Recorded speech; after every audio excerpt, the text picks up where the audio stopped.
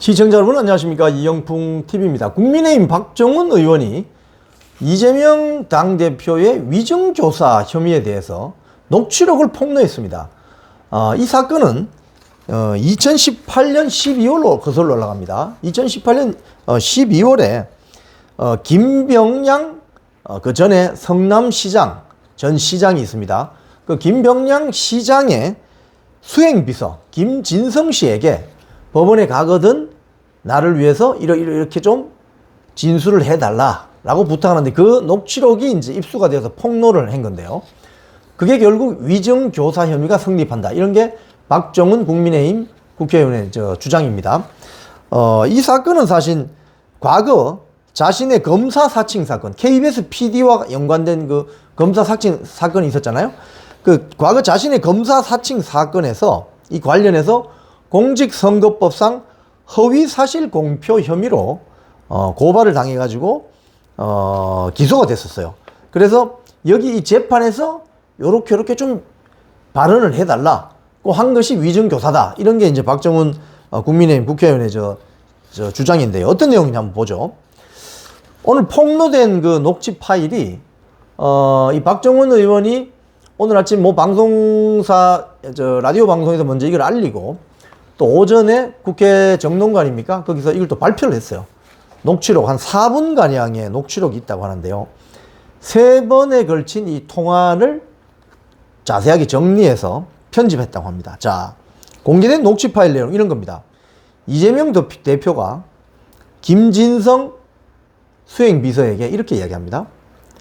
주로 내가 타깃이었던 것, 이게 지금 매우 정치적인 배경이 있던 사건이었다는 점들을 좀 얘기해주면 좋을 것 같아. 이렇게 이야기합니다. 또 이재명 변론 요지서를 하나 보내주겠다.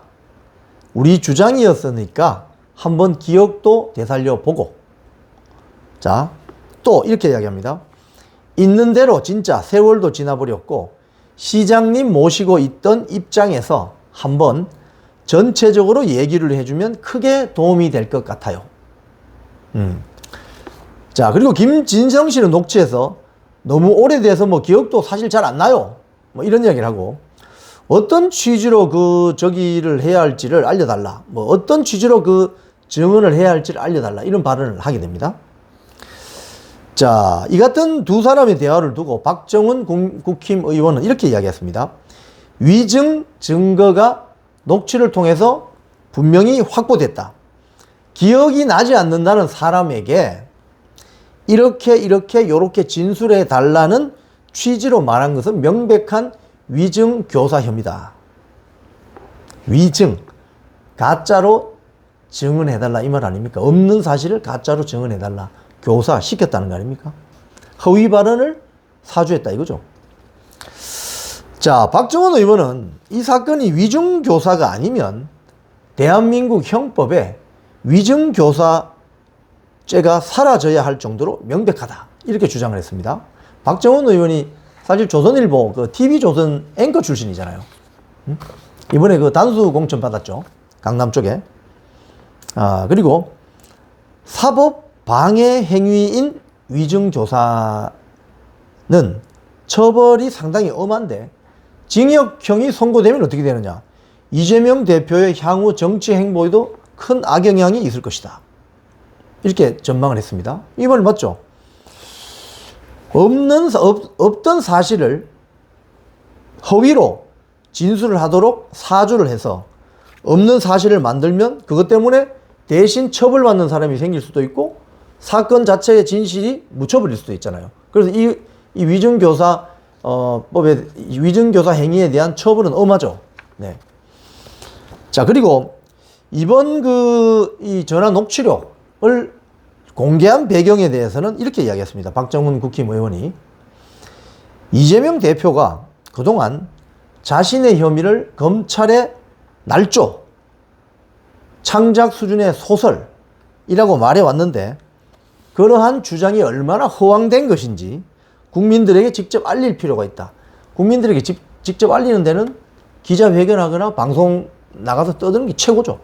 네. 이재명 대표가 얼마나 뻔뻔하게 거짓말을 했는지 녹취를 통해서 국민들이 인식할 것이다. 박정훈 의원은 녹취 자료를 입수한 시기 경로에 대해서는 답하지 않았습니다. 왜? 취재원 보호를 해야 되니까. 신빙성도 확인했고 입수 경로에 법적 문제도 없다는 점을 확인했다. 이렇게 설명했다고 합니다. 의원총회에서도 오늘 박정훈 의원은 의원총회에서도 이 녹취록이 이 폭로된 녹취록을 국힘 국회의원 108명 전원에게 공개했다고 하는군요. 네. 이 김진성 씨는요. 이 통화의 상대방 이재명 민주당 대표와 김진성, 김병량 전 성남시장 비서 김진성 씨는 이재명 대표의 재판에서 자신이 허위로 이야기했다고 위증했다고 자백한 바 있습니다. 그럼 재판부가 정상 참작을 해주겠죠. 자, 지금 오늘 이 발표에 대해서는 제가 한 두 가지 점을 좀 논평을 할 수 있겠는데, 첫 번째는 국힘 초선인 박정훈 의원 정말 이 녹취록 확보와 이 녹취록의 내용을 전 국민에게 알린 점, 폭로한 점은 정말 시의적절하고 국힘당 국회의원으로도 할 수 있는 일을 잘했다고 저는 봅니다. 왜냐하면 이런 점들은 사실은 언론을 통해서 주로 많이 알려지거든요.